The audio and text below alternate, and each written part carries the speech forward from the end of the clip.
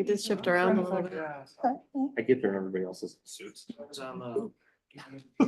okay. Yeah, That's yeah. kids. That was a That's long kids. time ago. That's okay. That's okay. That was a long time ago. Yeah. Are you in the group tomorrow for later? Yes. Okay, so I'll see you tomorrow.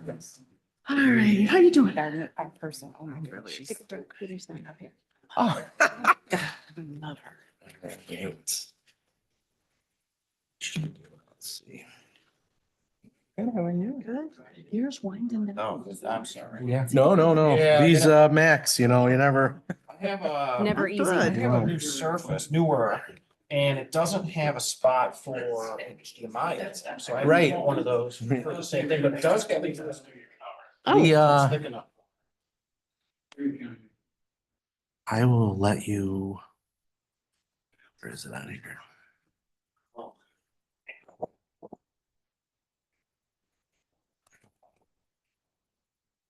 Oh, it's probably it right there, right there. Done.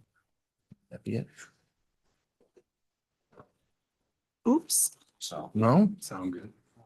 I don't know. There's no water. Definitely, I know it's- Mr. Valenti, okay? Everybody, Peter Belani. No, I just got my water bottle. Sorry about that. I'm opening the door. I'm like, yeah, sure. Oh, that goes really nicely Yes, too. I'm sure it did. We need to do this before we leave today. Okay. So you're gonna be gone. Oh, there it is. Sounds good.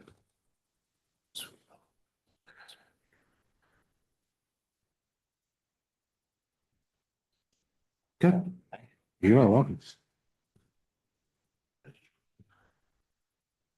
Like, yeah, put it on the screen.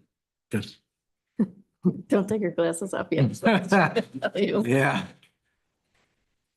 So bad, it gets worse every day. Yes, I know. Me too.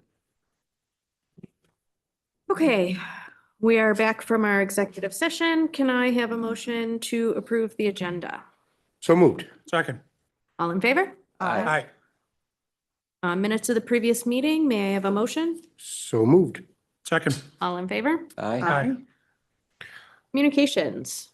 Anybody? I don't have anything. We have to mention. Mm-mm. Oh, actually, yes. I had parents saying what an amazing job the kids did with the musical. I don't know Oh, if anybody saw it, they did Addams Family. It just hit it out of the park. And I had a couple parents at Wegmans stop me and say they have thoroughly enjoyed musicals, but this one was over the top. I had an interesting conversation after the musical. I saw it on Friday night, opening night, and had a conversation with an employee of the district that had mentioned that, you know, when they initially picked this, they weren't super excited about that particular musical as the inaugural for the new theater. And just the kids just nailed it and it couldn't have been better. So I reassured said person that they did an amazing job. Amazing job. Hit it out of the park. Couldn't have been better. Anything else? Great. Unfinished business. We have none. That turns it over to Dr. Genestri. Thank you, Mrs. Battaglia. We have a couple presentations tonight, and we have some of our friends from the town of Amherst that are on schedule to go first for, Supervisor Culpa and IDA Director, Mr. Mangione are here to present on the Boulevard Mall and where we are with that. So, All right, thank you for well- being here tonight. No problem. Thank you. Thank you for having us. Again, this is an update. I think we were here a year ago. It's been almost two. Oh, 2 years? Oh, sorry. All right. Well, it's good. This project's been evolving for the past 6 years. So I'm gonna go through just a little bit of a preamble and Dave and I will talk about where we think we're heading next or where this project's heading next. First, I just want to sort of acknowledge, the site that we're talking about. Everybody here is familiar with the Boulevard Mall, but it sits equal distance between South Campus and North Campus. And, you know, the reality is it's a pretty strategic location, but it's a dead property. Property used to be valued at close to 90 million. It's dropped down. We had to fight to try to keep the value at 17 in our last assessment. There's an argument to be made that it could be 10. The reality of the situation is that the Boulevard Mall is, you know, it's one of the many dead malls, not just throughout New York State or the US, but here in Western New York, falls in line with McKinley, the former Southgate Mall site, which has sat vacant for about 30 years now. If you think about, you know, up north, you know, we've got 2 dead malls in Niagara County. You know, the reality is the region just isn't supporting the big box retail to that type of extent anymore. We have seen big box retail continue to flourish down the boulevard at the Benderson development, where, you know, Costco is moving into the old UB Annex now, and that area is thriving, but it's a different type of cluster. It struggles up the boulevard at the Boulevard Mall site. And watching what happened with WS development at Station 12, the town of Amherst really wanted to be very proactive about not letting this mall fall into the same sort of state as that property did. So a lot's happened over the past couple of years. In the past 6 years, we saw the mall fall into receivership, which means that there was a Alphabet Soup company that was a holding company. It was based in California. It was holding the original bond note from Forest City. And when they defaulted on their loan, that receivership company was just kind of holding it and sort of nursing it for whatever leases they still had. We were able to successfully get them to auction through a series of rezoning and proactive boulevard redevelopment plans. We created a good appetite. They did ultimately auction the property. The auction was originally won by Nick Sinatra and Forest City, the previous owners. Their position was purchased by Douglas Jamal. There are several owners of the site, however, Benderson Corporation owns significant portions of it. Firestone owns a portion. JCPenney's owns their building, but not the land under their building. And then there's a lot of leases in place. So if you want to go forward, sorry, we're going to go old school with the PowerPoint, but so we've gone through our district rezoning for that area. We've released a generic environmental impact statement some years ago, which basically anticipated new residential, new commercial growth in that area. And we completed a Boulevard Mall area conceptual plan. A lot of that work was done prior to 21. And in 21, the market was a little bit hot. Jamal started to move forward with some ideas for redevelopment. Then you see what happened. The federal interest rate started to climb, which makes it very, very difficult for companies who rely on borrowing to do development in this area. So the economy stunted. At the same time, the problem with the leases was something that we just couldn't see a way out of. In other words, so if you can picture Gabe's, which is a discount secondary store, they own a Sears lease which goes 99 years, something goofy like that. They have a 99-year lease that doesn't allow anybody to build in front of the mall. So all that dead parking lot, you can't develop there because you have to be able to see Gabe's from every direction. So they control the entire view shed and field of parking. JCPenney's has parking room rights. The old Macy's men's shop still has parking room rights. Macy's has view shed rights, although they were willing to renegotiate them. And Limited Company, who no longer operates inside the mall, still maintains lease agreements and rights on the property. So these leases create albatross to try to redevelop. And it became obvious the town was going to have to step in and deal with something. So where we're heading next, and what we're going to talk about today, is we're heading into a process of eminent domain, which sounds scary, right? If when I throw the eminent domain words around on, some 17 to $20 million worth of property value, it's off-putting. But the idea is not that the town's going to redevelop the site. We're simply acting as a pass-through. It's a process called urban renewal, where developers, mostly in consent, agree to sell the property to us through eminent domain and then purchase it back. So we'll go through a little bit about how that's going to work. So basically, right, that's not early in the morning. That's not actually, that's the afternoon photo. So, you could actually see the shadow. The sun's already slightly to the west. Right, it's southern exposure. But, so what we're looking to do basically is take ownership of the mall, carve the site into 9 parts, that you can see on the screen. Introduce new corridors, the north-south and one east-west corridor, and create a park in the center of it. The park will be supported by the mall itself through a park district. It'll business improvement district that the town will set up upon taking ownership of the site. We'll remain owners of those north-south and east-west corridors because those are meant to be public roads through a new neighborhood. The rest of it will sell back. Most of it, I would suspect, will end up being Benderson, with Jamal owning a portion of it. And then the town plans to retain some acreage so that we can RFP some of the acreage ourselves. We believe that there'll be around 345,000 square feet of retail, 358,000 square feet of office.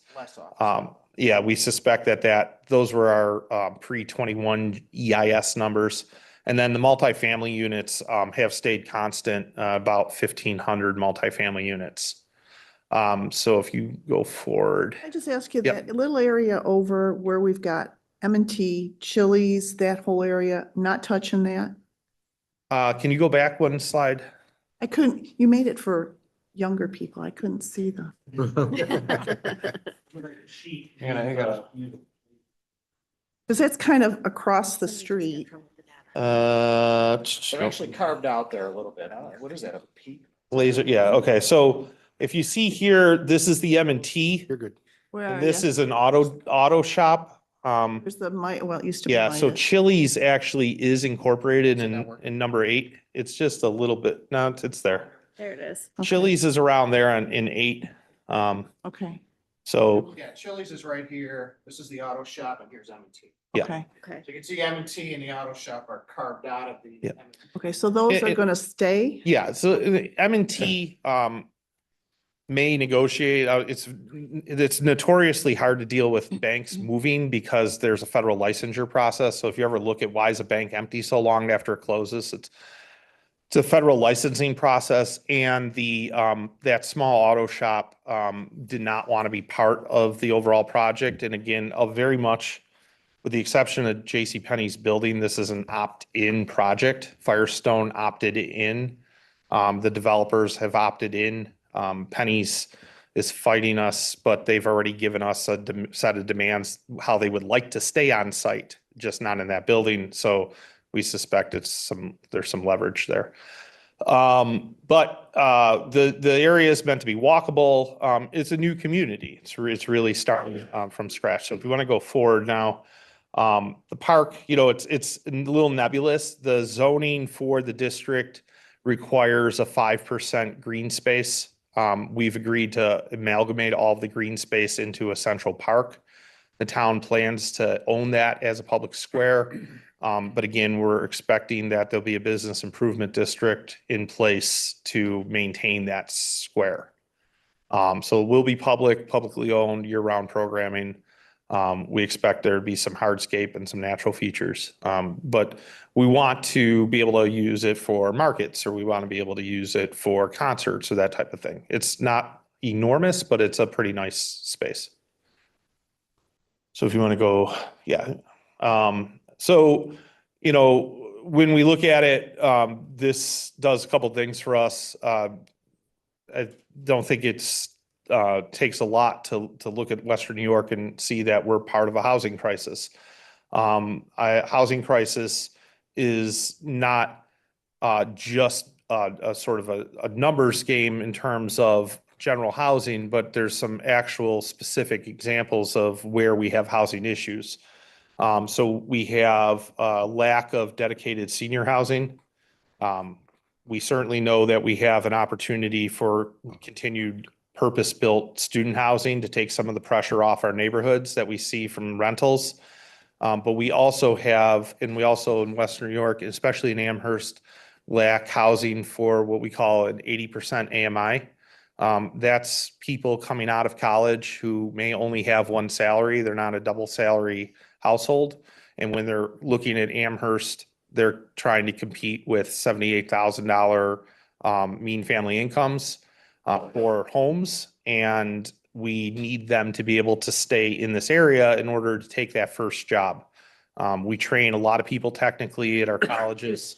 We lose a lot of people through attrition. Some people leave because, from downstate, or they're from Southeast Asia and they don't see a community that really is ready for them. So part of our goal here is to really build to satisfy some of those needs specifically. But that also incorporates young families, right? Couples coming out of college, graduate students, that type of thing. So our goal is to create everything from luxury and market rentals all the way through student units. Again, hitting some of those 80% AMI and senior spaces. So when you mention this, and you also mentioned the 1,500, not that this whole thing isn't riveting, but what we're really concerned about How many families? is how many families, because that has a direct implication Sure. for how our future building is going to go. So again, I think if you look at 1,500 total units, it goes to say that, the introduction of student housing and senior housing obviously doesn't impact you to the same extent. That 80% AMI, which is what we anticipate a large chunk of the property will be aimed at, it's really meant to be that sort of starter family, that young family.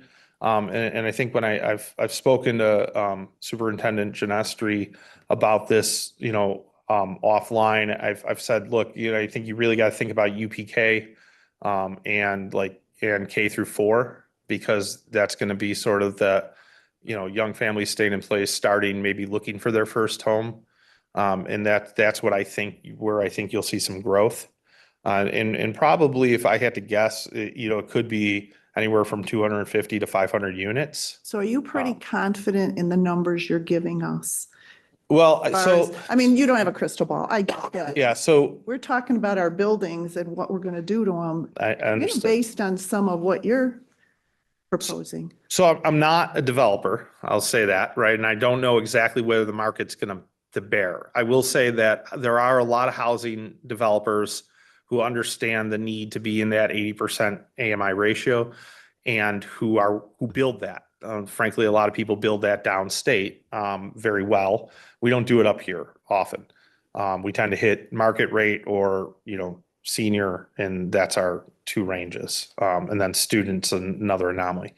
But what made me kind of start to lock in a little bit is when the governor came to announce a huge infrastructure investment off-site. She specifically said, we'll create 1,500 housing units. And I said, well, we're going to create 1,500 housing units, that it sounds like. So the reality is, again, it's the percentage of units that are not senior, not student. That's the hard part to ballpark. We know that, if all we took was a third, right, then we'd be staring at 500 units. So 500 units likely eligible for people with children. Whether or not all 500 units are used for, I don't know. But that would be my guess. Is that about right? Yeah, and again, they'll be phased over time, right? It's not gonna be 500 units All at opening once, up yeah. day Right. one. And I don't know statistically, we've talked to some developers that they'll build a 25 or 30 unit multifamily complex, mainly 1 and 2 bedrooms, and there will be 12 kids in the whole thing, right? 50 units. So we're not sure ultimately what the ratio is going to be. There's not probably going to be a lot of 3-bedroom units in here. It's just not what the market's kind of showing. I think we're seeing a little bit of that on some of the developments, like what's going up on Dodge. And some of those are gonna have some of that in there, so that'll probably have more of an impact on school-age children. But, And I don't know, yeah, like I said, I'm not sure what the percentage is out of the 500, but it's probably not 500, right? It's definitely a subset of that. So, we're froze. But you know, the reality is, you know, there are new units that would be online. We do expect there to be some increase.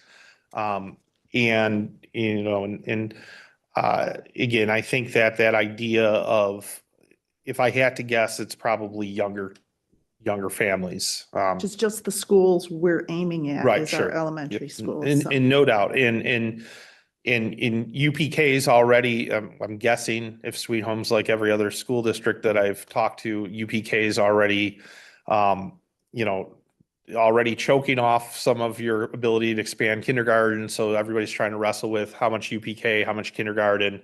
Obviously there's a demand for UPK out there. And so, you know, there's a lot of, you know, there's a lot of that already. I'm sure pressure wise, this could create a little bit more of that intensity. But the other thing about it is, you know, we're expecting you know, a huge shift in terms of taxable value, as well. So, in the valuation process, you know, it's gonna be, you know, it's a sizable, you know, directional shift. So if you want to go forward a couple slides. Sure. So sorry, I was gonna say, we could stop there, actually, that last slide.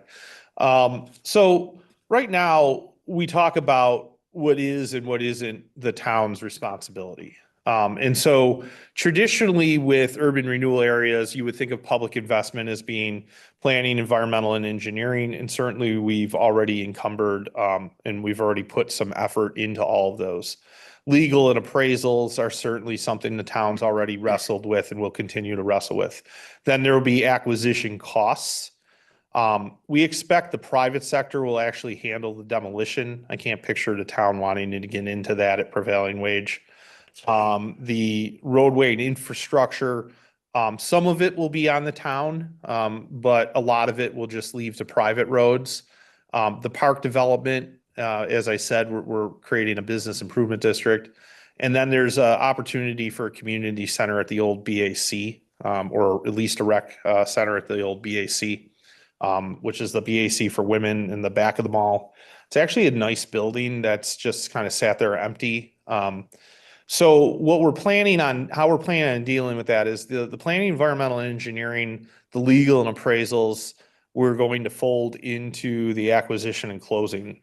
Basically, our goal is to acquire the Jamal piece, and the Benderson pieces for the same amount that were paid for those in return. That leaves us with the acquisition of the Pennies and the Firestone piece.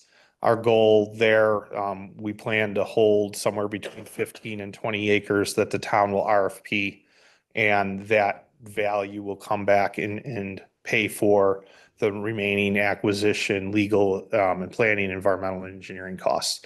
We're using revenue-backed bonds, which require us basically to get the revenue back through acquisition. It's not, in an ideal world, we'd have a developer put money into an escrow account and we'd use that to buy the land. That's a possibility. We're trying to figure out how the legal transaction will stack, which will leave us with roads and utility infrastructure.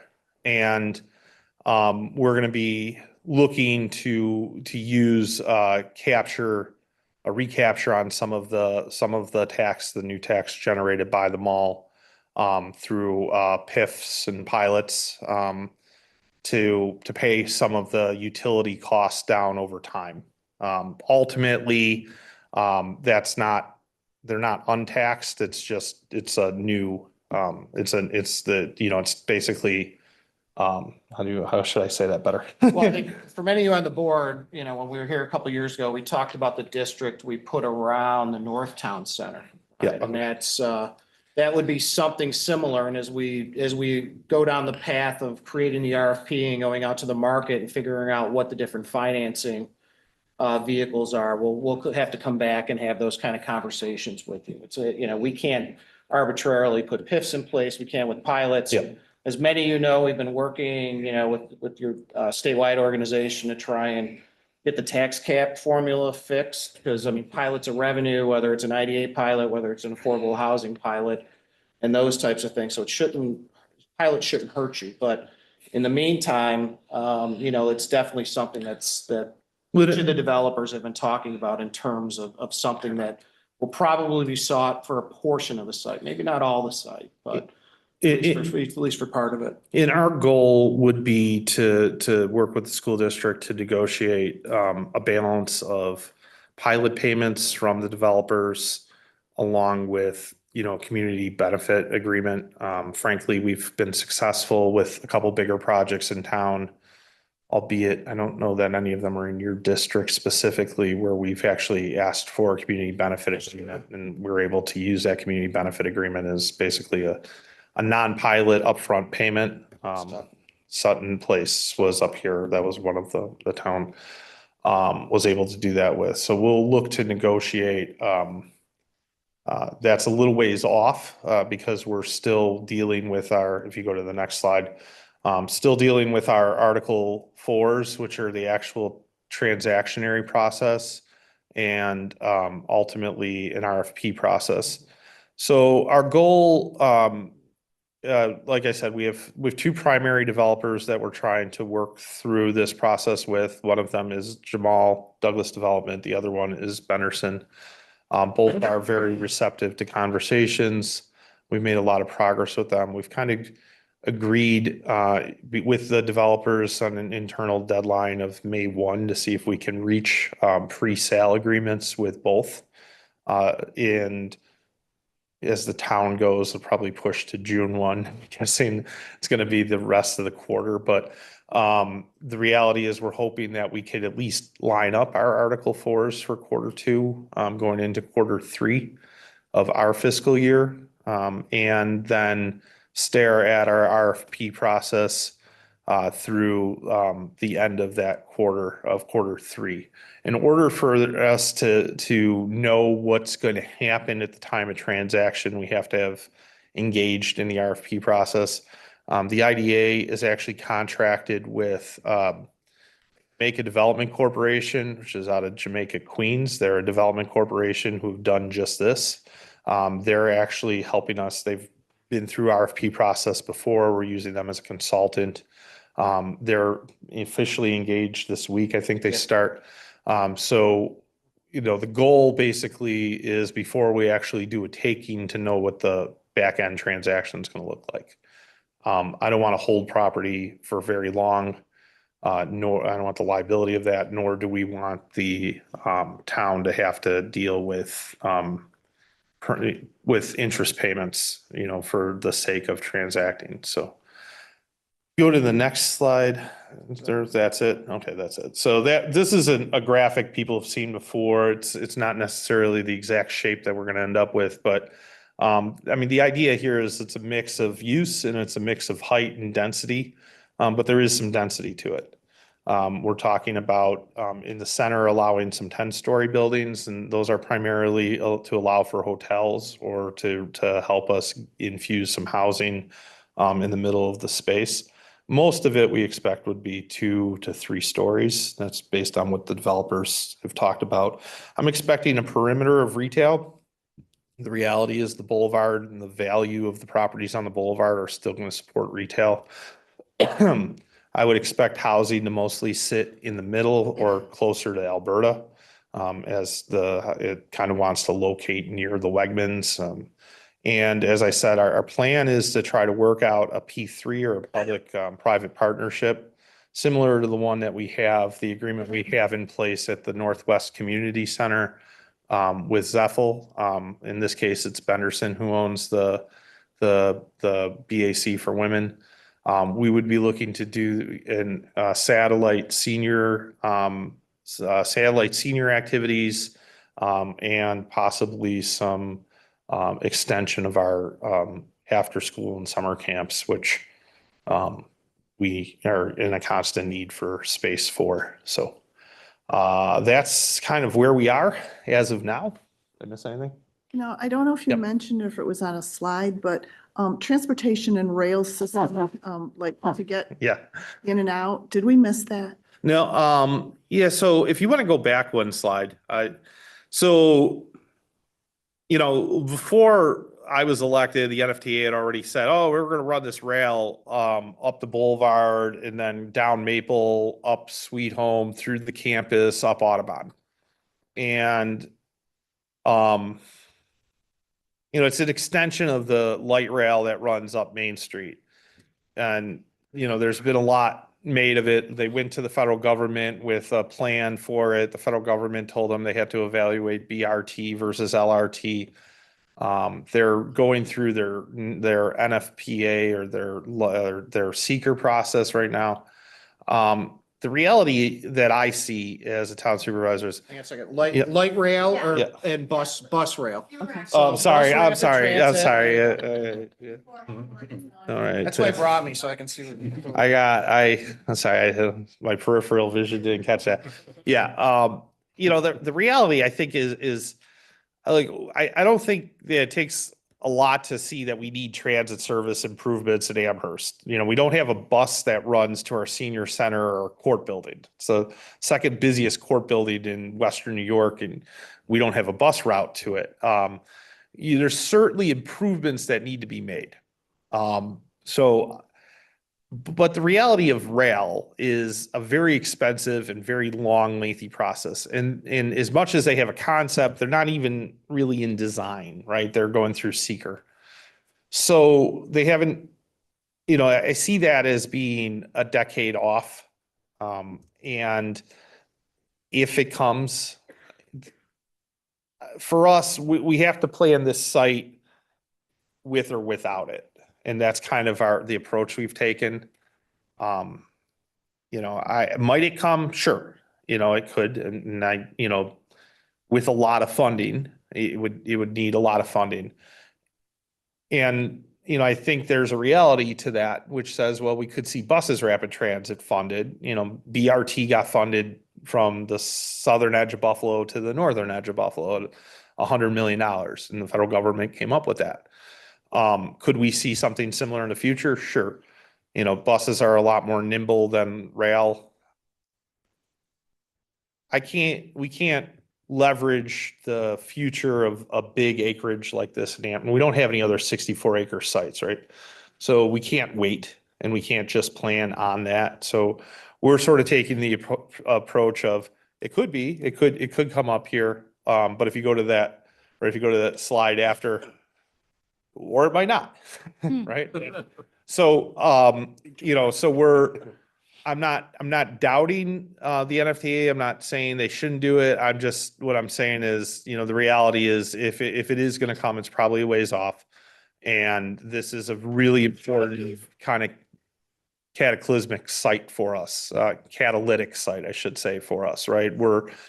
I don't think it takes a lot to, if you look at the town of Amherst, to realize that there's been a disparity of investment over the past few decades on the west side of town versus the east side of town, both private sector and frankly public sector. Starting 6 years ago, we really said, okay, we're going to get after sewer infrastructure. We're going to start investing in parks. We're going to start investing in playgrounds. Things like the Northwest Community Center came online, right? Investing in services, investing in functions. Now our goal basically is to say, okay, let's take, you know, this big, enormous hole that is our center, and let's basically put a center back to the west side. Let's use the mall to get the sewer infrastructure upgrades we've needed. A lot of Sweet Home School District doesn't fall into environmental justice zones. to the south, Amherst Central's Eggertsville area literally had 2 environmental justice zones. We've been able to overcome that. We've been able to work past that by sewer lining and doing a lot of different projects. This project is kind of a keynote to getting $31 million from the state to do an interceptor project, the glamorous of sanitary sewer. But we're creating health issues, and we have 9 low mod census tracts. They're all on the west side of town, and they all run up and down the boulevard. So we can't just say, hey, look, we can wait it out, right? We see what happens when we wait it out. The market does stupid stuff, right? The Northtown Plaza, now Station 12, is stupid. It's we're just gonna go retail only, and we're gonna hold it and sit on it for years because there's not that much value in the land and we can afford. We got the Whole Foods lease, so we're just gonna wait on everything else. That's what happens when government doesn't ever get involved in the market. The reality is we've got a dead property here. I don't want the next Southgate Plaza on my hands and on our hands. So that's how we're heading. What would be your timeline for this? You mentioned. Yeah. So if you think about, if we got through transactional stuff in 24, we'd be looking at 25 of maybe the last kind of items clearing the mall, in the mall possibly going into demolition to some degree. And possibility developers figure out how to build in parking lots by then. But the reality is, if we're going to run sewer and water and infrastructure into it, so you're looking at 25 for demolition, you're looking at 26, 27, 28 as a construction cycle. And you think about, usually it's about, the guys from campus are here so that he can shake his head or nod on this, but in Western New York, maybe it's unfair, right? But Western New York, you're 8 months to 12 months for design, especially if you're talking about building a considerable space. For a building, you're 8 to 12 months of design. Then, conceivably something that's new in the ground, you're 18 months, right? And everybody will tell you we can get it in 12 months, but the reality is it's 18 months, and because we don't have predictable winters. Who would have thought I'd be sitting here on the first day of spring after I got off the phone with my highway superintendent telling me he's putting plows on the road in half an hour. But here we are, following the warmest winter we've had. So those plows should be out there by now. But the reality is, yeah, there's one across the street. The reality is we don't know. So I would say you're looking at 26, 27, 28. But by 2030, we could actually have this thing coming back into some resemblance of reality, right? Maybe we have a community center there. Maybe we have some of those component pieces in place. Maybe there's still buildings coming out of the ground. But, I think we'd all love to see a lot of that. And there's undoubtedly some things that have to happen to make that possible. We're still going to need to see at some point some relief in borrowing, right? The Fed can't hold out, forever with inflation rates and items like that. But this is a project that has, in spite of a cooling period, and purchases, still has a lot of interest from the development world. And still has people saying, no, we got to move forward now. So I think that's positive. And more stores continue to just leave, right? I think H&M just closed. Macy's renegotiated. Their intent is to try to stay on the site somehow, which is great because I got answered my mom. And Penny's is wrestling, trying to stay on site. So there are some stores that will stay. We're hoping that small places like the screening room and some of those places can figure out, we're trying to work with them to figure out how some of the small businesses can be participatory in all of this. No doubt if we built a mixed use community center like that, there'd be opportunities for them. I think what and I don't know if the other board members have, but I've appreciated the communication, especially throughout the entire process. The supervisor and I have met a couple times, but, he knows, I mean, our enrollment is continuing to increase. We're looking, at a building project that's going to be voted on in late 2025, with shovels in the ground 26 and 27 to kind of really, rehab our elementary schools, and enrollment is a big piece of that. So our plans hinge on really having good, solid enrollment numbers and knowing what's coming, because we've got two buildings especially bursting at the seams right now, as we plan our project. So the line of communication has been great, and I really appreciate that, and working in partnership, as we plan our next capital project here in the district. You know, the last thing I think I want to say, because I want to echo the sentiments, you know, district's been great in talking to us, not just on this project, but on a lot of projects. I do think that there's a dynamic to not just Sweet Home, but all three of the districts in the town having open lines of communication. I feel like we've made some good improvements across the town, and that benefit the districts, but also benefit the community as a whole. When I look at the town of Amherst and I see where the town of Amherst is moving forward, you know, we were at 60% AMI, or not AMI. We were at 60% valuation, right? And this is what the county and state told us. And you can see through the reval process that we're going through right now, you know, it looks like we really were, you know, like it's amazing to think that since 17 that we've almost doubled our property values and our holdings and our property values of our homes and our property values of our buildings here. So when you see a property like the Boulevard Mall, or you see a property like the Northtown Plaza, or until recently, when you see a property like the old UB Annex, you know, the only thing that could hold property value back in Amherst, or the only thing that could push back against the need for housing in Amherst, is something that's artificially stuck, right? And that's what I believe as a government we have to look at. I don't want to meddle in markets and in real estate, but there are properties that get artificially stuck in Western New York for whatever reason. In this case, it's these legacy leases. And the Northtown Center is just stubborn stupidity of a firm that's not located in Western New York and doesn't understand the need for housing, because they're not a housing firm. With the case of the UB Annex, you know, these you know, temporary buildings that were built, you know, in the 50s, loaded with asbestos, that just had enough rent that its past owners just held it. Now they're gone. They're almost completely demolished. That's 50 acres of redevelopment. That's 50 acres of new positive growth in the town, right? Costco's fully taxed. It's a big project. When is that gonna The be done? reality is, They did start digging because I went yeah, by it yeah, and everything's down. they're moving. But the reality is, you know, that project got unstuck because we took some zoning action. Yeah. You know, WS Development and Northtown Center, we've tried to take zoning action. I think that's outside your district. Boulevard Mall's in your district. You had two, right? 5 acres at UB Annex and 64 acres here. So you're over 100 acres of your school district was just artificially stuck.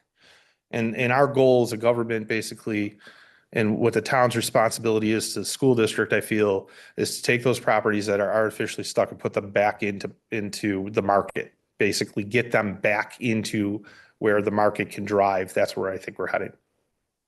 Station 12 is ours too.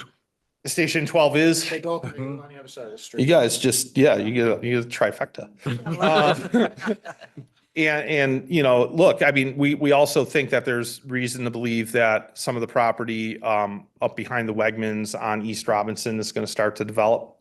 I suspect that'll be senior housing, probably purpose-built senior housing.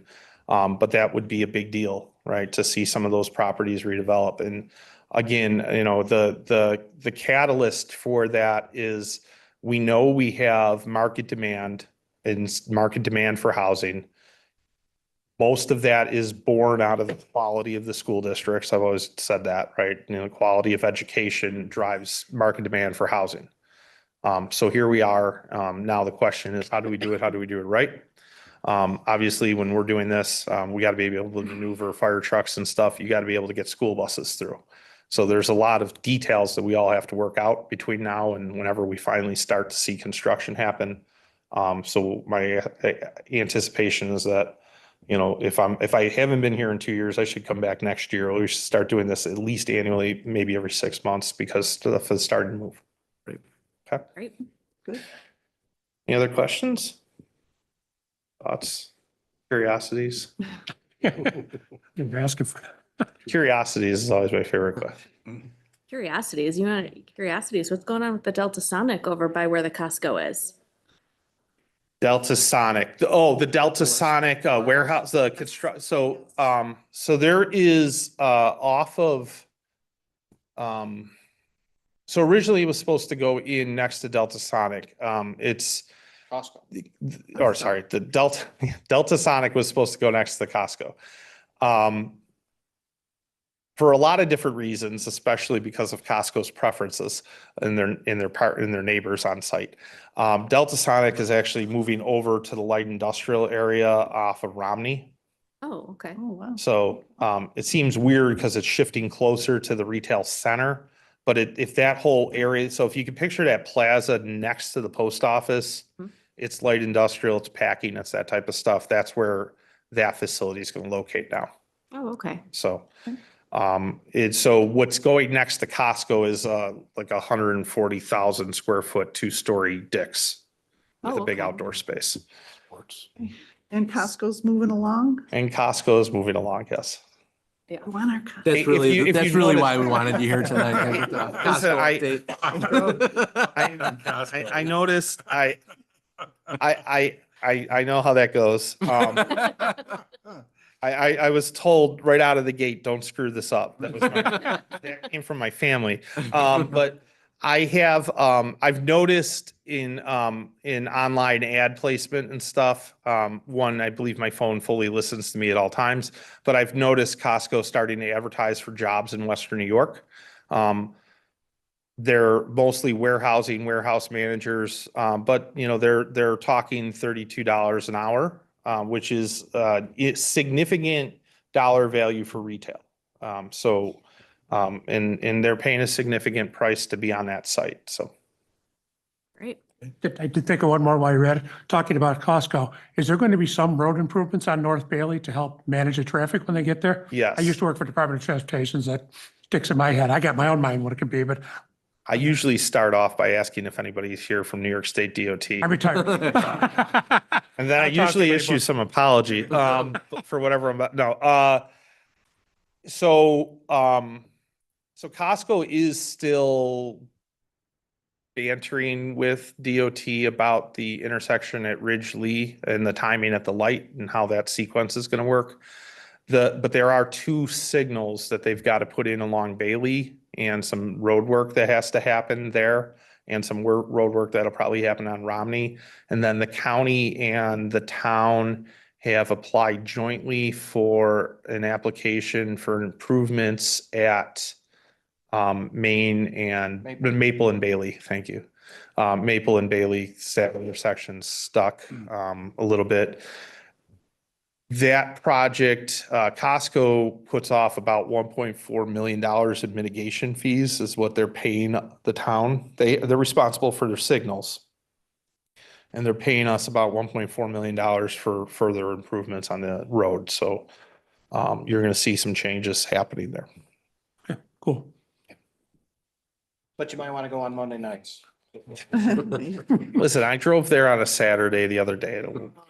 That's You just take your time. Just go with It's patience. tough in Western New York when you have to wait that extra time at the light. You think. Yeah, yeah. That's really. No, then we'll but plan there to- are improvements, so. We'll plan to see you back in 6 months. Yeah, I'm okay with that.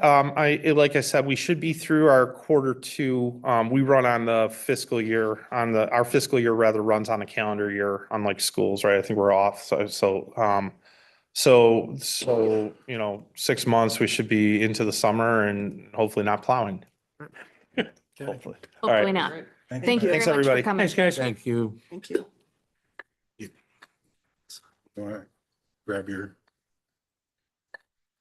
You got that thing? presentation like.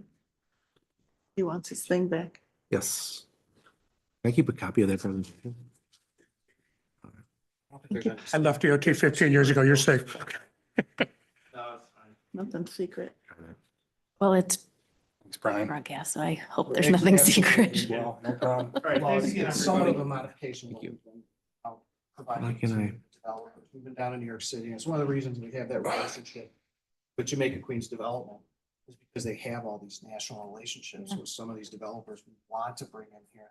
They're gonna build that mixed use, mixed income type of project, so. Yeah, makes sense. There you are. Thank you. Thank you. Have a All great right. night. Take care. Gotta follow that, Don. Riveting. Are you trying to say that the budget's not riveting? You did wear a green tie. I don't know what that means. You're the second person that said that. Maybe I should Money wear man. green. The money man. So why am I not? Okay. Hold on. What's wrong with your computer? I don't know. I'm not getting the. I didn't say it. I did.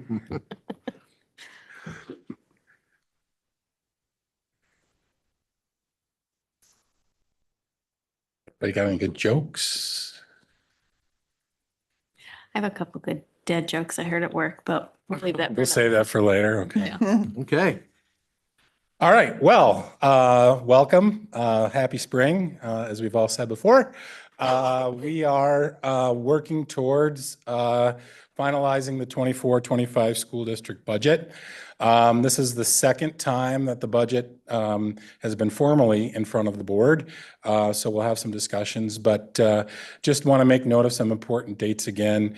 Our final tax cap calculation was due to the state on March 1st, and we submitted that. School board candidates, anybody interested in running for the school board, their nominating petitions are due to district office on April 22nd at 5 o'clock. The seat of Mr. Joshua Feldman expires on June 30th of 2024. The last day for the board to adopt a proposed budget falls on April 26th. Our property tax report cards are due on April 29th. Our budget hearing has to happen between May 7th and 14th, and the annual school vote and school board election happens on Tuesday, May 21st, right here in this room from 7 o'clock to 9 p.m. So relative to Sweet Home, back in January, we started to build the preliminary budget. We did our property tax cap calculation as we knew it at the time. We've met with administrators and department heads to review budgetary needs. We've had our initial BOCES participation meeting, and we've met with our financial advisor to review our state aid projections and our debt service. And then on February 10th, we did present to the board a program maintenance budget based on the executive proposal on February the 10th. And tonight we're narrowing down our budget and getting closer to where we'll end up. On May 21st for public consideration, we'll present our preliminary budget tonight. We'll provide some estimated revenue and updates and take a look at staffing recommendations that Dr. Genestri spoke about last week. And then on April the 9th, we'll provide our final update prior to the board voting on the budget adoption on April 16th. And again, as I said, the annual budget vote happens on Tuesday, May 21st. So since we last met, we went back to work. We need to determine if the board wants to go right to the tax cap and how we might use reserves to mitigate some of that stuff. We've worked through the retirements, which we'll talk about here in the next couple of slides, and those retirement impacts on our staffing and overall budget. We've prioritized with the help of the central office team and our building administration and department heads any additional staffing needs, and we've got those into the budget. And we've covered all of the approved additional staffing requests in this iteration of the budget. We've continued to monitor any updates on state aid, foundation aid, which haven't been many. We'll look at our sales tax projections. And then finally, just we've gone through the budget line by line, as we always do, to kind of get it to a point where the business office and the COS team are comfortable with where we're at. We finalized our BOCES participation numbers with Erie One BOCES. And then we do have information on our health insurance through the New York 44 Trust on a contribution increase. It shouldn't say if any, there was one. So yes, there was one. So just on the revenue side of the budget, as you all know, there are 4 areas that impact our revenue side of the budget. First and foremost is our state aid.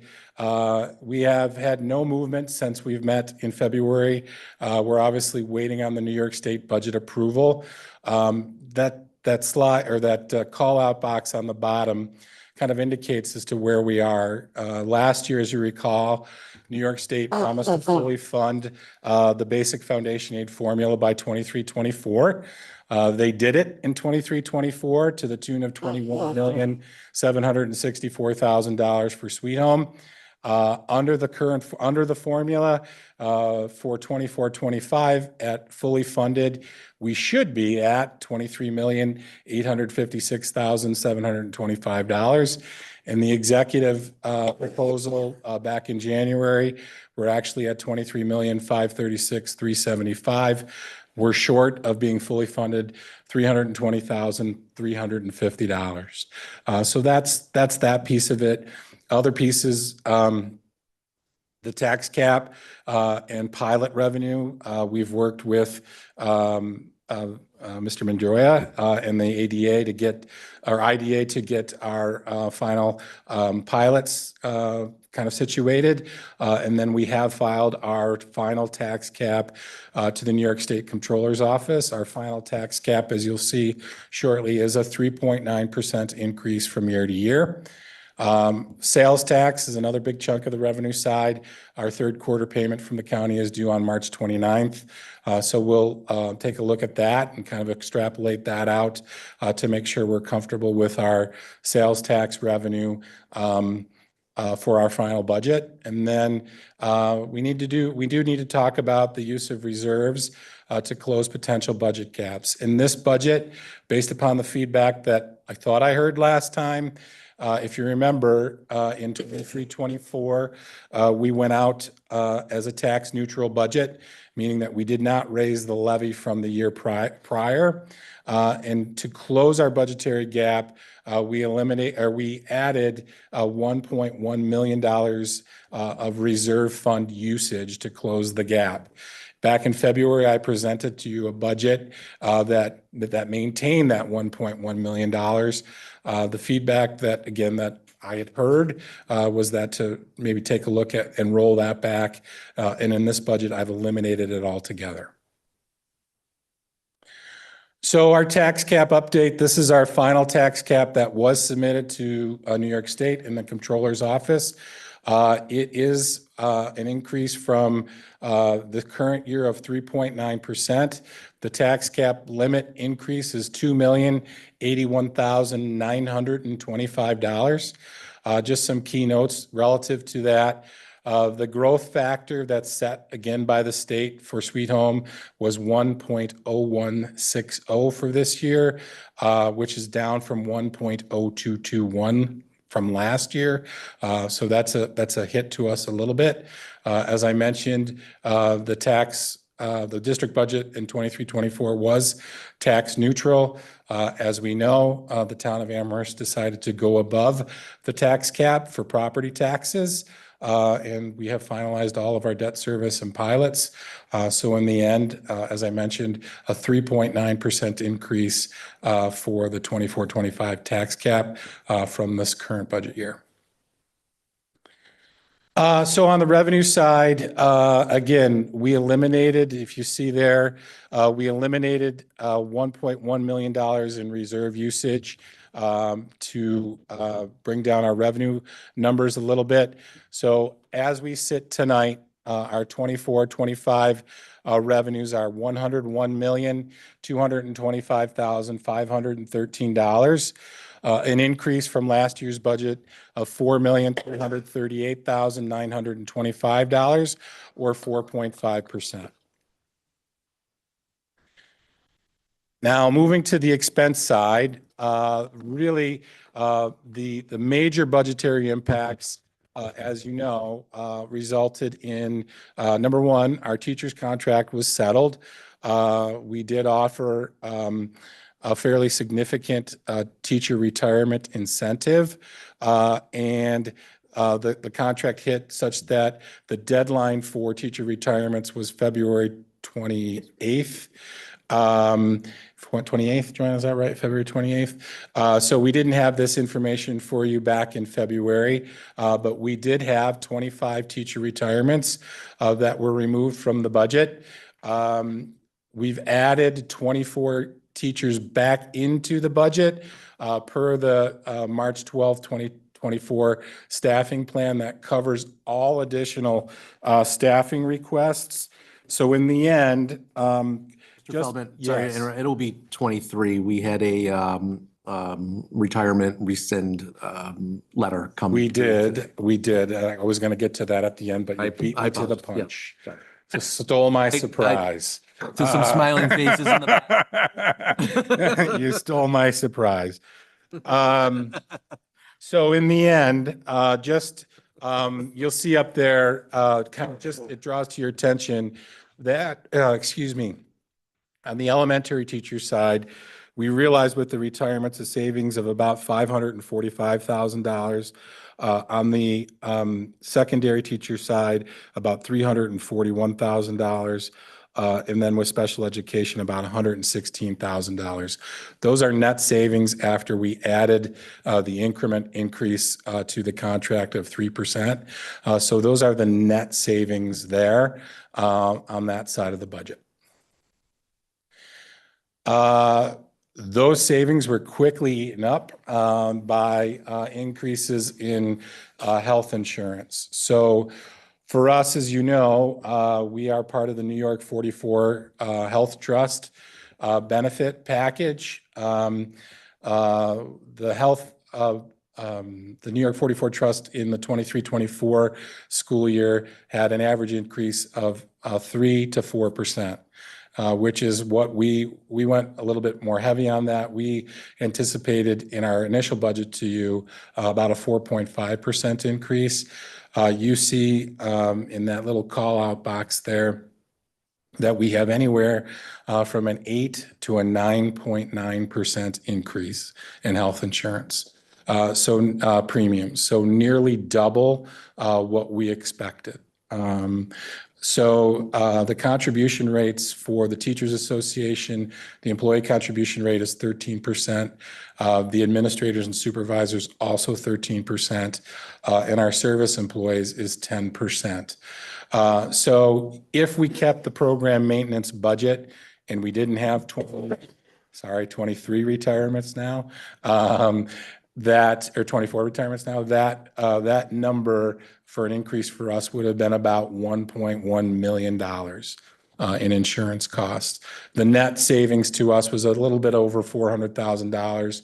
So we do see an increase of about $791,000 in health insurance from year to year. So Dr. Genestri did make mention last week that the overall savings of the retirements would be about $1.7 million, which is realistic. You'll see the net savings again on the employee side, the staffing side, with the increment coupled with the health insurance. We're right there, about $1.7 million. So this budget, again, as we sit right now, we had, as I mentioned, budgeted revenues of $1,225,513, which is an increase of 4.5%. The local tax levy going right to the cap, $55,403,513, is a 3.9% increase. Microphone keeps going in and out. Anyway, it's weird not hearing my voice. On the expenditure side, as we sit right now, we have expenses of $100,471,922, an increase of 3.7%. So going right to the cap, we have $753,591 more on the revenue side than we do on the expense side. Now, here's where the fun part happens. Okay. As you had heard from the town supervisor, the town is moving to a full valuation rate of 100% from 62%. So this chart looks at a house that has an assessed value of $150,000. Now, I am using assessment levels from the town of Amherst from 2023. I am using assessment levels, those are in red on the chart on the top right-hand corner, from the town of Amherst Assessor's Office that they used to estimate tax bills in the letters that were sent home during this past month. So you can see how much difference the assessment levels have risen on both the homestead and non-homestead side. So on the bottom, on the Amherst side, in the 24-25 column, you'll see that the assessed value is set at $150,000. To compare from year to year, $150,000 assessed home is not the same home last year as it is this year. So I took 62% of that to give it an assessed value of $93,000. And then on the Tonawanda side, I took 24% of $150,000 to get to $36,000 to get as close as I can to a comparable home. So in the end, we would estimate in this scenario, again, using Tonawanda's assessed values from 23, Amherst's estimated assessed values for 24-25, moving Amherst equalization rate from 62 to 100%, and maintaining Tonawanda's equalization rate from 24%. We would estimate that an assessed home at $150,000 on the Amherst side would see a tax bill of $1,403, which would, at this moment in time, translate to a $34 savings. On the Tonawanda side, we would see a tax rate proposed of $40.02, a tax bill of $1,441, or a decrease of $3. It's imperative to let everybody know that this is our best guess right now. We don't have all of the information. I will say that the town of Amherst, their assessor's office was great in getting me some information. We went back and forth about their letter versus the calculation that I've got, and we got to a point where we were both comfortable with one another. I did reach out to the town of Tonawanda assessor's office, both via phone call and email, and did not get a response. I can't speak to if they're looking at changing equalization rates. We won't know that until summertime at all in response to what is happening in the town. So this is my best guess right now, going to the tax cap limit of $55,403,513. So if we took that $735,000 surplus and applied it to the local tax levy, it would bring down our tax levy limit to $54,649,922, which would give us a balanced budget on the revenue side as well as on the expense side. So the revenue side, the local tax levy would decrease to 2.5% from 3.9% to give us a balanced budget. And then again, based upon those figures, just replacing the levy limit to $54,649,922 on an assessed home at $150,000, that would represent to a tax bill for the town of Amherst of $1,385. which would be a savings of $54. And on the Tonawanda side, a tax bill of $1,421, a tax savings of $23. It's important to note here, just when we make these estimates for folks, because there will be instances where a town of Amherst resident, their overall tax bill will go down. Ooh, microphone. The overall tax bill will go down, and others will increase. It's important to look at that tax rate number and utilize the letter that you received to get yourself a best estimate. But again, we won't know final tax rates until August. Next slide, Mike, please. Now, as I made mention, if we got the additional $320,500 in state aid that would be awarded prior to you voting on the budget on April 16th, that would lower our local tax levy limit to $54,329,572, down to 1.9% from 2.5%. So under 2%. And again, the tax bill estimate for the town of Amherst, a tax rate would be $9.17 per thousand. Estimated tax bill on $150,000 assessed home, $1,376, a savings of $63. On the Tonawanda side, a tax rate of $39.25, estimated tax bill of $1,413, an estimated savings of $31. Now, what we need to have a discussion about are the use of reserves. And I wanted to give you kind of a snapshot of where we are in terms of reserve balances. We have, as you can see, 1, 2, 3, 4, 5, 6, 7 different reserve accounts that we currently use. We have an employee benefits account, a tax cert account to combat tax claims.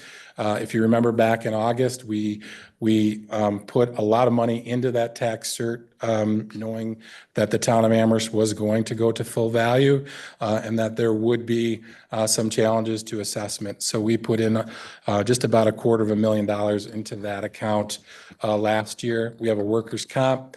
We have an employee benefits, employee retirement system, teacher retirement system combined account. We have a debt service account that we use to kind of offset the debt service, unemployment, and capital reserve for upcoming potential capital improvement projects. So you'll see, I gave you a balance of where we ended last year, 6/30/23.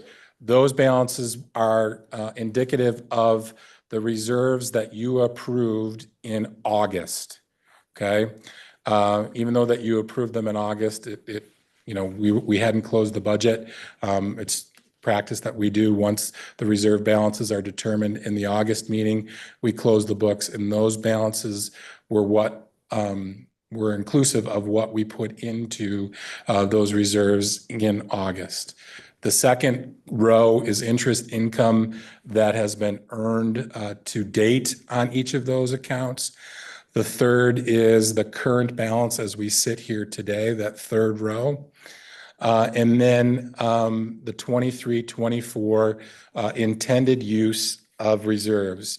So for this budget, we have in our budget use of $50,000 in the employee benefits reserve, $75,000 in the use of the workers' comp reserve. This is the $1.1 million in the ERS TRS reserve that we used to close last year's budget gap. I'm sorry, that we used last year to close this year's budget gap. We are using $800,000 in debt service. So we're using $2.025 million in reserves this year. That would leave you with the last row, the ending balances. Now, what I will say, there's some strong likelihood that the budget will perform well enough even after working through the teacher contract. Because as you know, We made our best estimate on the budget for this current year, not knowing how the teacher contract would wash out. So the budget is performing fairly well. So there's a strong likelihood that we wouldn't use all of the employee benefits, the workers' comp, and/or the ERS, TRS reserves. We will absolutely use the debt service reserve to that extent, because as you know, we're required to do so. So in the end, Mike, if you just hit that next slide, we have to make a determination as to what the will of the board is at this point. We've presented a budget, a balanced budget that would increase the tax levy limit 2.5% as we sit. If the final New York State budget is done and approved by the time you approve your budget on April 16th, and we do get that additional $320,000, we'll use that to offset the tax levy limit and bring that down to 1.9%. So the first question would be where the board wants to go. If they're comfortable in that realm, or if they would look to use reserves to further mitigate some of the limit levy on our community. We will continue to monitor, as I mentioned, state aid, foundation aid. That's really all we're waiting for. And then our sales tax projections, we'll get those in at the end of the month, the third quarter in at the end of the month, so we can make a more well-rounded projection for the 24-25 year. But I don't think it would make a significant impact on the revenue side for our budget next year. So, and the board would vote on the budget on Tuesday, April 16th. So that's where we're at right now. All in all, we are in excellent shape. A lot of work has gone into it. I appreciate the work of our COS team, our building admins, to kind of work through the retirement process. Also to get the new teacher contract in our financial management system so that we can get up to the minute and accurate projections on where we sit. But we are in good shape. The question just is, from the will of the board, if you're comfortable going out at 2.5%, potentially 1.9% if we get more state aid, or if you'd look to use reserves. I'll give you my 2 cents and then I'll listen. We used the reserves last year to kind of mitigate and close budgetary gaps. I don't believe that it's a strong practice to continue to do, particularly with where we are with uncertainty with overall state foundation aid. We've been very fortunate over the last couple of years. We got, almost a 7% increase this year. We got a large increase last year. So I don't know where foundation aid is headed. I don't know if we can continue down that road to count on that to the level that we've counted on. As you all may know, the One House budget proposal has got at minimum a 3% increase on state foundation aid. Whether that makes it into the budget, whether they look at the overall foundation aid formula, which is in desperate need of a revamp, I can't tell you that. I worry about counting on foundation aid going forward as a solid source of revenue from an increase standpoint, which gives me a little trepidation to continue to use reserve funds. I'm done. I go along with that. It just, there are too many unknowns right now that and I wouldn't want to be on shaky ground. We've done such a good job managing this money with mindfulness of our taxpayers, trying to do an even balance, I think. And as far as going to the tax cap, I think that's going to, if we don't, that's going to have implications for next year, which. Correct. It's money that you'll never see back. Right. So I'm okay with not using the reserves and going right to the tax cap. Well, we wouldn't go right to the Well, tax cap. Right. Okay, The route, Okay. Right. to balance it, To Correct. balance the number to Correct. balance it 2.5 correct. as of right now. as of right now. As of right As now. of right now. as we stand here today. as of 8 PM on the spring equinox day. Any I'm in agreement questions? with that. Okay, Just a couple I yeah. know I said I wasn't going to ask. Brian, and I said you're more than welcome to ask questions. It's more about understanding these questions. The surplus on the first example you gave us where there was a $753,000 surplus. That's going to the tax cap? Is that Correct, Okay. correct. So that would go all the way to the tax cap, 3.9%. Yes.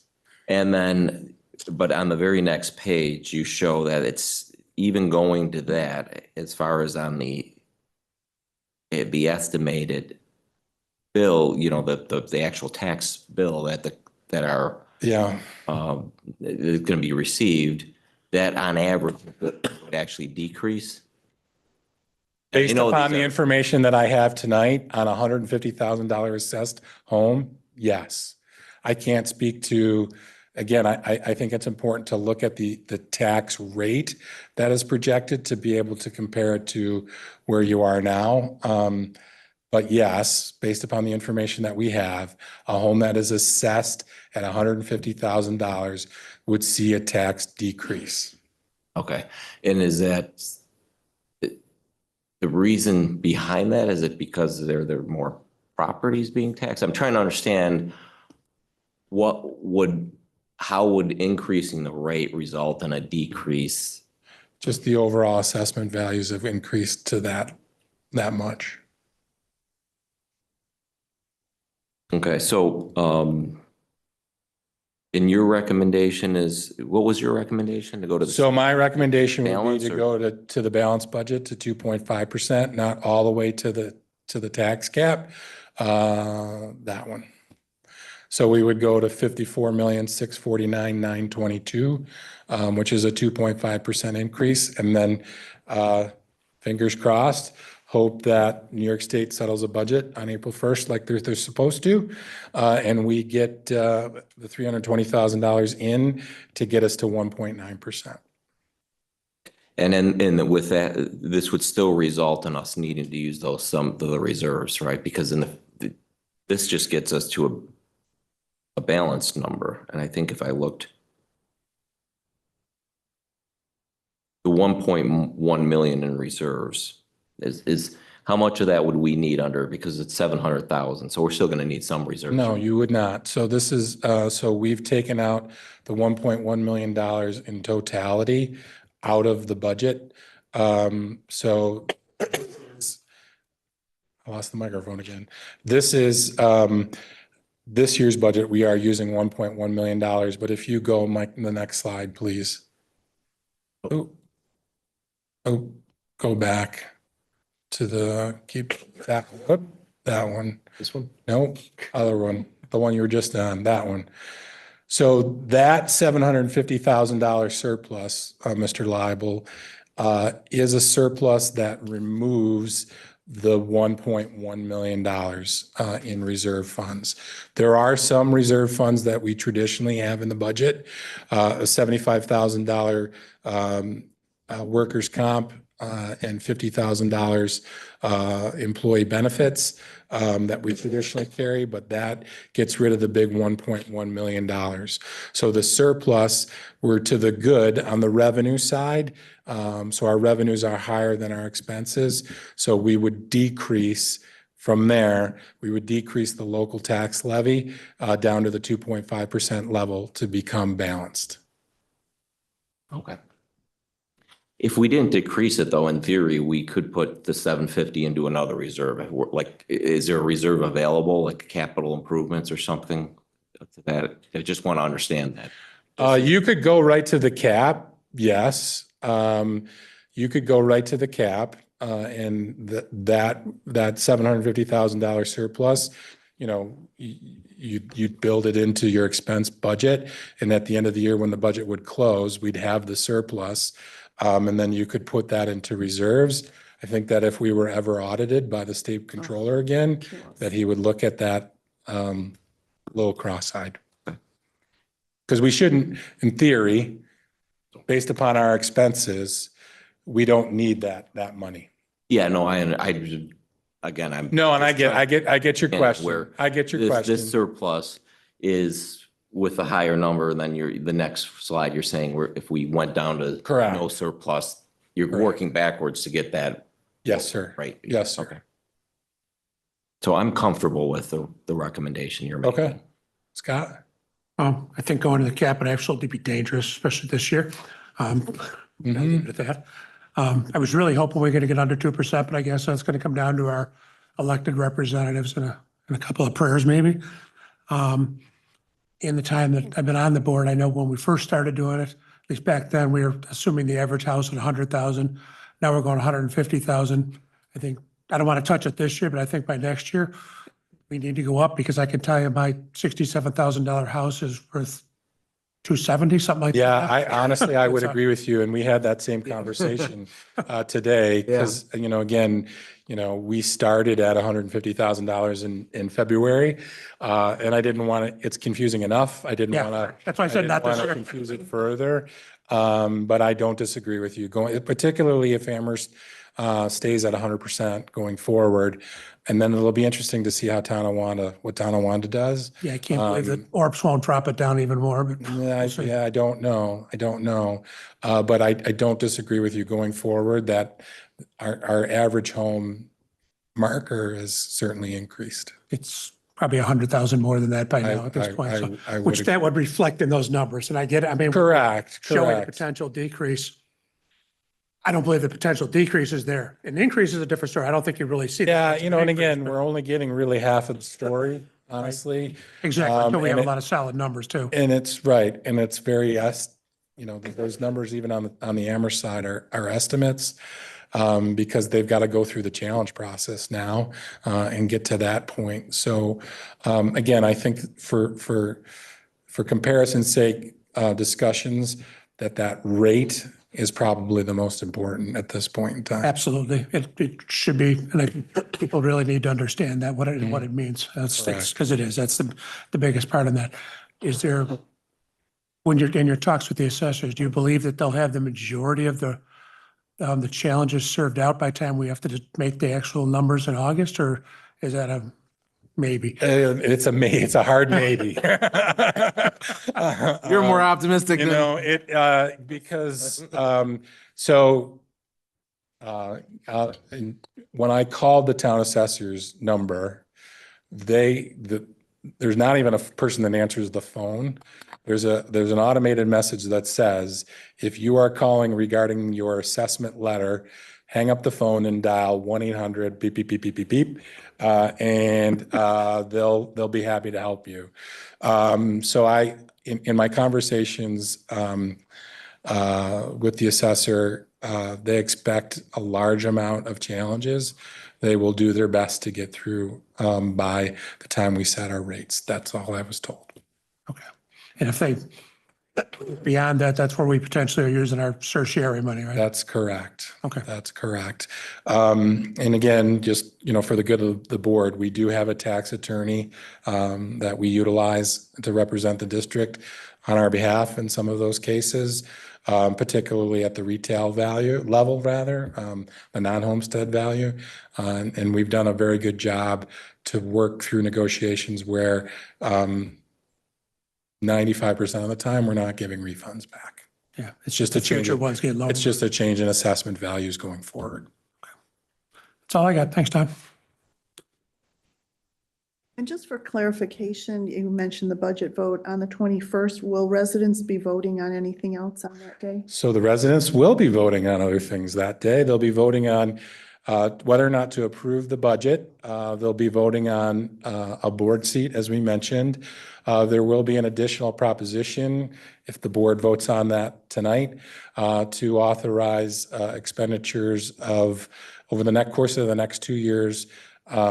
I don't have the agenda in front of it, but I believe it's pretty close to $56,000 to allow the district to use those funds from the general fund to continue to pay for the lease for our Maple Mirror temporary classrooms. This is a bit of a change for us. because we have utilized federal funds to this point. As many of you know, the federal funds, the last one is the American Rescue Plan that closes on September 30th of 2024. So we're not able to use those federal funds anymore. And State Ed said, if you want to continue to use the temporary classrooms at Maple Mere and pay for them out of the general fund, that the voters have to give you approval. So tonight you'll be voting on a seeker resolution saying that the classrooms are safe, and then B, authorizing us to do a lease, and C, putting a proposition on the May ballot. Any other questions? Cool beans. Thanks, everybody. Thanks, Dan. Okay, and just a couple more updates for the board. I am very proud to recommend that our Heritage Heights principal, Mr. Antonio Perry, up for tenure tonight for the board. Mr. Perry has done an outstanding job in his time at Heritage Heights to provide great leadership in the building. He, spent his first months there meeting with all the faculty and staff to get a pulse on the environment of the building, and to talk to staff about what they would like to see out of Heritage Heights. In his time there, he has introduced STEM programming to the building. He's introduced departments in the building, all in collaboration with the faculty and staff there to make outstanding improvements at the building.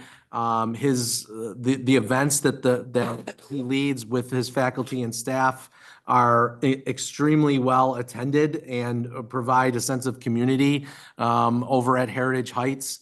And if you ever attend any of them, and I know the board has, there's just incredible good environment and goodwill between our families and the building administration and the faculty over there.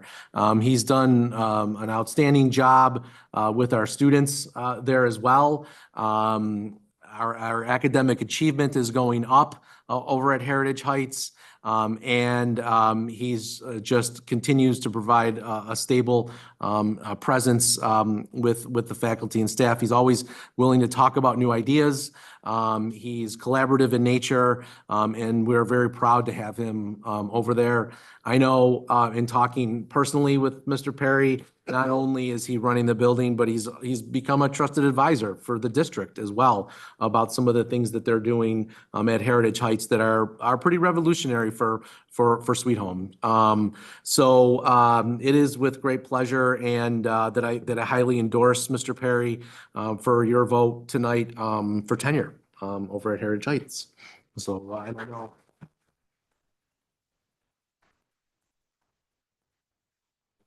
And just as and he has faculty members with just their patience alone, he deserves tenure. So so that'll be up for a vote in a few moments.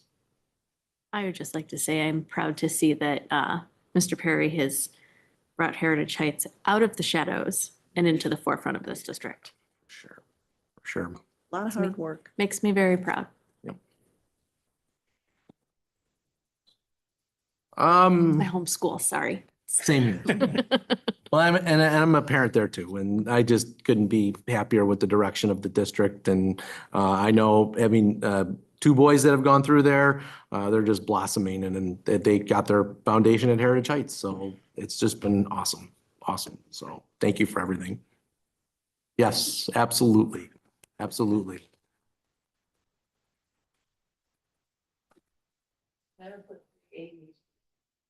You have to stay. It's not official yet. Sorry. Almost there. And we got to get a picture too. So your time is not done. I know many of the board saw the Addams Family over the weekend. I got to see the Saturday show. Just a phenomenal job by our cast, our crew, our faculty advisors, everything from the performance of the actors to the music, to the lights, the stage, the sound. It just was a first-class, top-notch show all the way around. The auditorium was performed beautifully, I would say, as well. But big crowd on Saturday night, and I know Friday and Sunday saw big crowds as well. So congratulations on a job well done to our cast and crew of the Addams Family. It was just a awesome community event. Was kind of neat. Like a month ago, we had Derek here Yeah, talking about his Eagle Scout, and like, here we are watching him be Gomez. I mean, Yeah. it's just, wow. he does it all. He does. Very talented, so Our drama department will miss him. Yes, oh, for yes. sure. Tomorrow night, we have a Building Use Committee meeting that we are going to talk about several items, including the work of the focus groups. That the report is in, and we'll be going over that report with the Building Use Committee. As you know, no real surprise that our community really wants us to update our elementary buildings, space issues, as well as modernize the buildings to accommodate 21st century learning. They also are big on outdoor spaces as well. And of course, we know we have parking lot issues that need to be addressed that we'll be looking at. Other agenda items will be a recap of the supervisor's presentation here tonight on the Boulevard Mall and how the committee wants to dive into that information. And then Mr. Feldman and I met with Young and Wright and Campus Construction last Friday, I believe, as the board knows. And we would like, they're going to start building the scope in more detail with a price tag. So once we get that information from Young and Wright and Campus, we'll come back to the Building Use Committee and the board to talk about the budget in a little more, not great detail, but a little more in terms of scope and how big we can go with our next capital project. So a lot of things to talk about tomorrow night with the Building Use Committee. And then tonight, we talked about this last week at the board, if the board votes in favor, Sweet Home will be joining a national lawsuit against social media companies in relation to their harmful impact that they've had on young people in terms of addiction, mental health problems, et cetera, et cetera. We know that a lot of school districts across the country are joining this lawsuit. We've certainly seen the impact that social media has had on our students, particularly at the middle school, and how we can tie back many discipline issues and mental health issues to time on social media. So the board has been very receptive to joining this lawsuit, and certainly we will pursue it with our partners at Hodson Russ in moving forward. They have their hands full. They have this lawsuit, and I just heard the May 14th lawsuit. Yeah. That they're Yeah. gonna have their hands full. Yes, a lot of work. That's what I have tonight. Just a quick question. Yes. You mentioned the social media lawsuit. Trying to find the article before I butcher the name of the organization. I saw that in our packet, and I had been doing some research on my own. And do our students know when they are struggling with mental health issues? Do they know where to go? They're not necessarily in crisis. They don't necessarily want to talk to an adult in the building. Do they know that there are avenues out there that they don't have to get their parents involved? They don't have to speak to somebody at school. They can go ahead and do something on their own? Yeah. So I think I would say 99% of our students know that they have either a social worker or a counselor at school that they can turn to. The Family Support Center here has been wonderful with that as well, to provide outside counseling. So that's a support that they can offer. As far as who to turn to outside of the school network or their parents, I'm not really sure, honestly. But I am confident to say that they know who to turn to inside school, and that if there are resources there are resources available and they know where to go to get those, because the board has done a great job at supporting mental health throughout the district. So we've added social workers, we've added psychologists, we've added mental health professionals to the district, and they're doing a lot of work. So when we see an issue with social media that comes to our attention, we're trying to wrap around that student with our services here in order to address it and address any mental health needs. And they can get outside counseling through our Family Support Center. Yeah, I was just going to add, the Yeah. Family Support Center has several connections to community agencies. And so our students get access to that while they're in school, but through the Family Support Center and beyond. So we have a health fair coming up soon.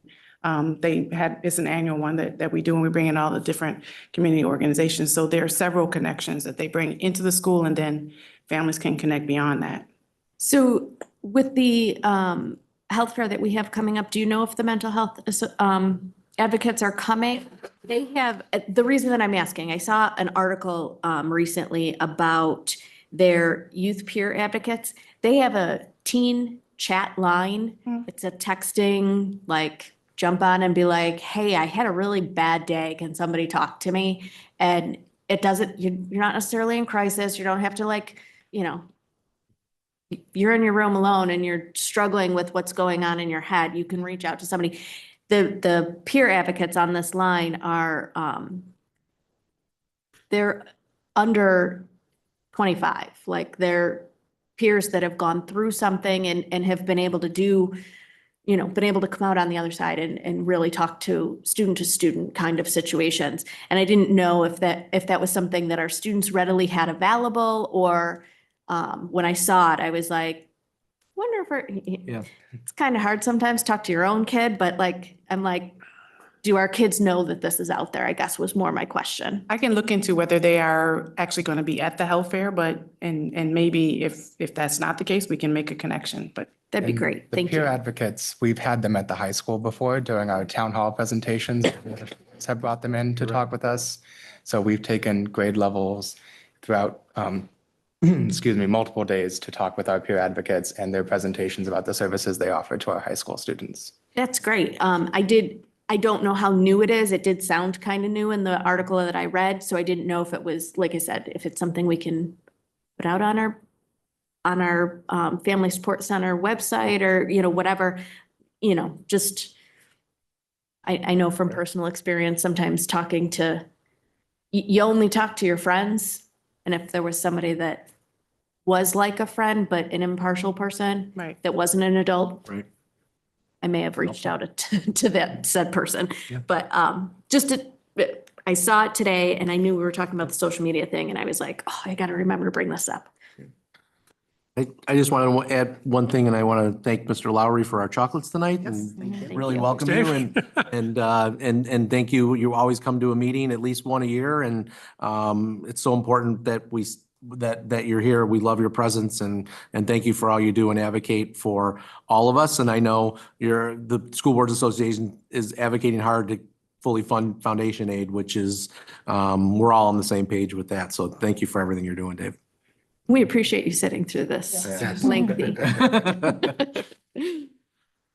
Anything else from the board? Just one other thing real quick on the, with the eclipse, Yeah. the glasses, my understanding is, have they been distributed yet? No, not yet. It's too soon. We're gonna do this before break. Okay. The glasses will be going home with a pamphlet or on how to use them and some resources that students can use. And they'll be to learn more about it, but I know they're doing it. The traveling eclipse show and Yep. planetariums have been at all the elementary schools, and the high school, middle school will be getting glasses too. So Dr. Yeah. Wilson's been really leading that charge. Along with our science coaches, they've been really supportive in making sure we have the right information. So we're getting information out to the high school that week before break. We don't want to, like Dr. Janestri said, too soon. We don't want them to, be lost. We want them to be ready with them. But the kids are excited, right? When we went out to one of the superintendent lunches, what was that, yesterday? Yeah, The middle school kids were all, we can't wait. This is a big deal. So Yeah. they want their glasses, Yeah. but I got mine early and I've lost them already. So we thought. Well, my thing is just, I wanted to make sure people are safe with it because I know it's an exciting thing and particularly with little kids, it's very easy for them to think it's okay to, To look at it. kind of look and I just wouldn't want to see anybody get hurt, and That's part of the planetarium visit that they have at the elementary school, but then everyone's getting directions on when to put them on, what Okay. time you put them on, when you can take them off. How do you build, you're gonna get the kid, one student asked, will we get enough for our family? We have one for the student, but there's a video teaching them how to make a pin, using a cereal box, make a pinhole design so that they can watch the eclipse that way. So family members can also enjoy. thank you.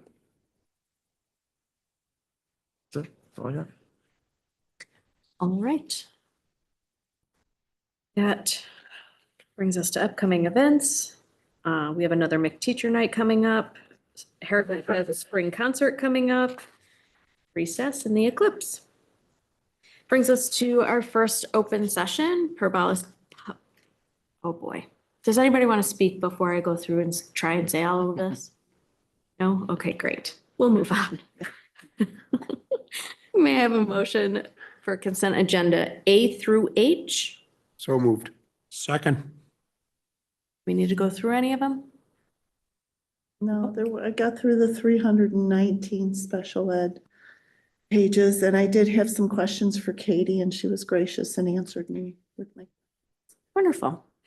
Thank you. We appreciate you going through that. Okay, all in favor? Aye. Yep. A through. Okay, informational items. Hunter, you want to start? Sure. I attended the high school's musical, The Addams Family, on opening night last Friday. Absolutely loved it. I have a lot of friends, part of the cast and crew, so it's great to see their hard work come to fruition. They did a phenomenal job putting it together, telling that story. Shout out to Ms. Harrison, Mr. Morrow, and the rest of their faculty advisors who dedicated their time to bring the show to life, and also to our students who participated.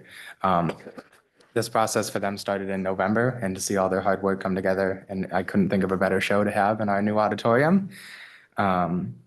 Besides that, Student Gov, we met earlier today with Mrs. LeBrake, the president of our Sweet Home Education Foundation.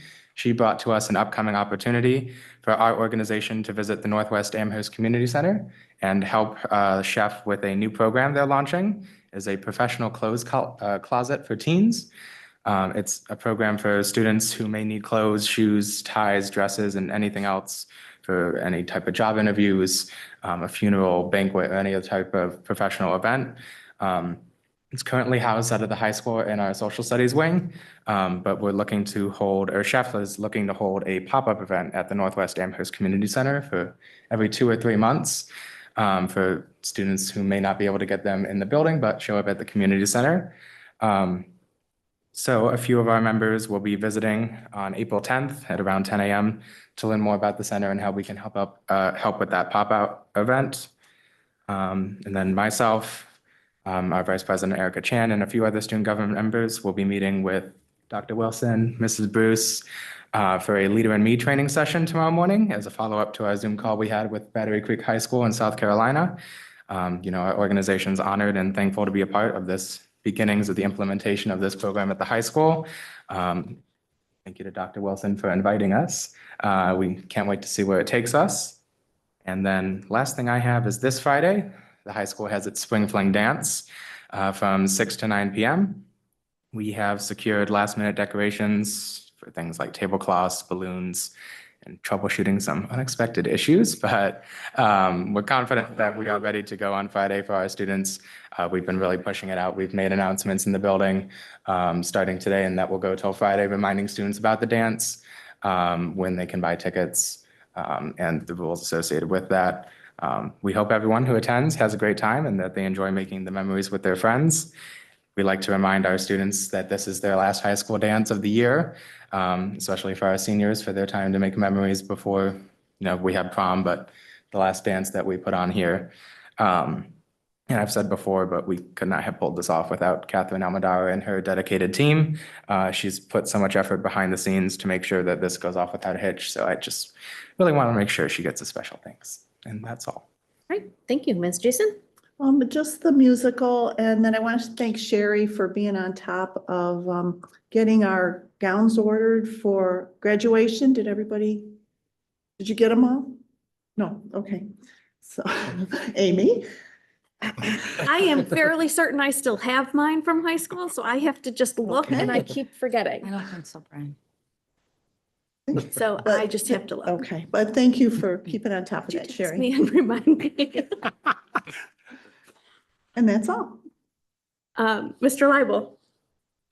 Nothing on my end since last week. I'm good. Wow. Mr. Johnson?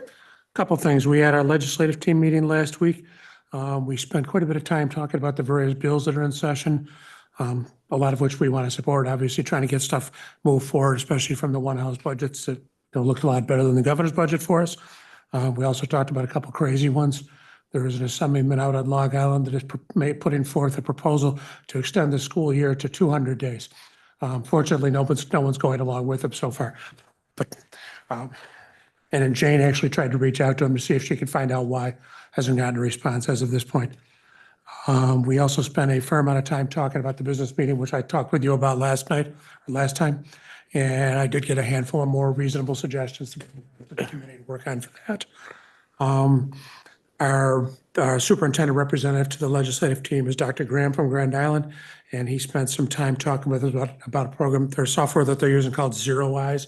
And I think he's going to send out some more information. But what it does is it actually uses the cameras that you've got in the system, and the software program behind it will look for weapons any place that the cameras can see. And it's an automated thing. So if it sees a weapon in there, then it sends it a notification to a real person to verify that it is a weapon. Some of the stuff, like I know Ms. Ballas was talking about tomorrow, the Safe Schools Initiative is having another meeting. When they've talked in the past at these, frequently, any school shooting that takes place, the weapons are drawn outside the school first and things start outside the schools. So, I mean, we've got cameras outside too. So that would be the type of thing we pick something up before you get into the school is the point of it. So he spent some time on that. He's going to actually try and put together a presentation do you remember if he gave us a date or he just said later this year? July 25th, Island. Thank you, because I didn't have the date in front of me. I have it at home. Thanks, Dave. That was the majority of that meeting. We had our DEI committee yesterday. Dr. Janeski made a presentation to us on a few things about suspensions and the unequal rates of the minority groups that we have in the system, and how, they're looking into that to see what else we can do, particularly the special ed. I think we talked about that last week too. Yes. We also spent the majority of our time going over some online questionnaires that are going to go out to our parents, to our staff, to secondary students and elementary students, primary students, to try and filter them down a little bit. The individual committees had worked on a bunch, and we tried to thin them out a little bit, maybe, and see if, put a different set of eyes on them. And I think we made some good progress on that. And lastly, I was also at the musical. I thought it was awesome seeing that, for me, the first event in the new auditorium. I know I was talking with Mr. Janestri and also with Mr. Basehart and Mrs. Bear during intermission, when the lady who played Alice went dancing across the table. It scared the hell out of me. I know Mike was thinking the same way. I read her bio later after I got home to find out that she's been in a dance school and she helped with the choreography. I felt much better. But overall, the musical was just awesome. And that's all I've got for today. Mr. Valenti? I did attend the musical on Friday night as well. It was, like everybody else said, it was fabulous. I also attended the craft fair on Saturday morning, and then the modified hockey tournament on Sunday. So our Sweet Home modified team did win their division. Caught a little bit of that game. I was there more, my nephew plays at Newport, so I was there a little bit earlier to watch him play, but did catch a little bit of the Sweet Home game. So just a busy weekend. I'm looking forward to in between our next board meeting, the baseball trip to Myrtle Beach. We're all set to go. A few minor payments to be made, but that's about it. We're on solid ground to go. So Great. I attended the high school PTSA on Thursday. They're in good shape. They're doing great things. There were a lot of talk around the craft show and the basket raffle and getting all of that situated. So I'll have more on how they did next meeting. Well, next month. Actually, Peter will, Yes, I will. because he'll be at the next one. I won't be. What else? I went to the show. It was amazing. Casting spot on this time, like spot on. You know, Fun fact, I met they had a gentleman come and actually train the kids how to fence. oh yeah, Somebody coming, I'm like, who thinks of that? But yes, they did. that's amazing. Yes, they, you know, knowing so many of the kids and the seniors that are graduating, they are going to be missed for sure, all of them.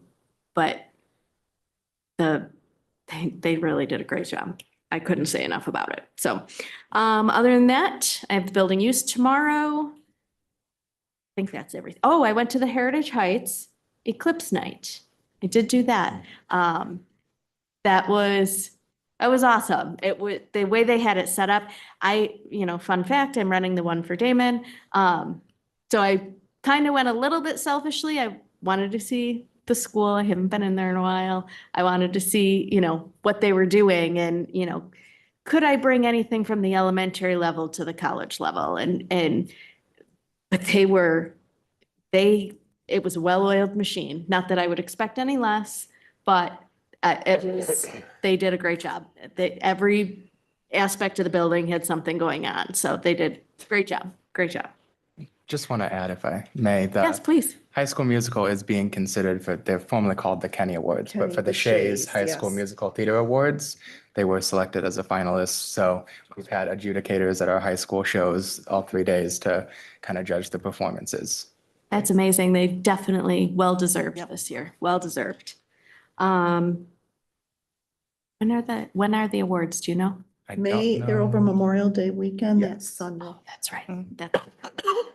Keep an eye out. I would know. Other than that, I have nothing left. Open session number 2. Anybody? No? Okay, good. That brings us to personnel. Can I have a motion for consent agenda on items 1, teaching and administrative, A and B, and 2, service? So moved. Second. All in favor? Aye. You can clap now. Yay.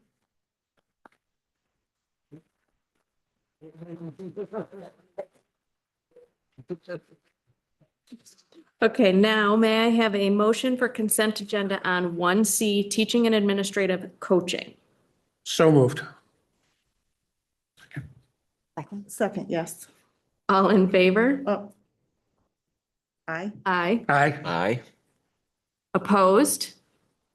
Abstaining? Aye. There you go. Okay, and then may I have a motion to adjourn? So moved. Second. All in favor? Aye. Will not be coming back.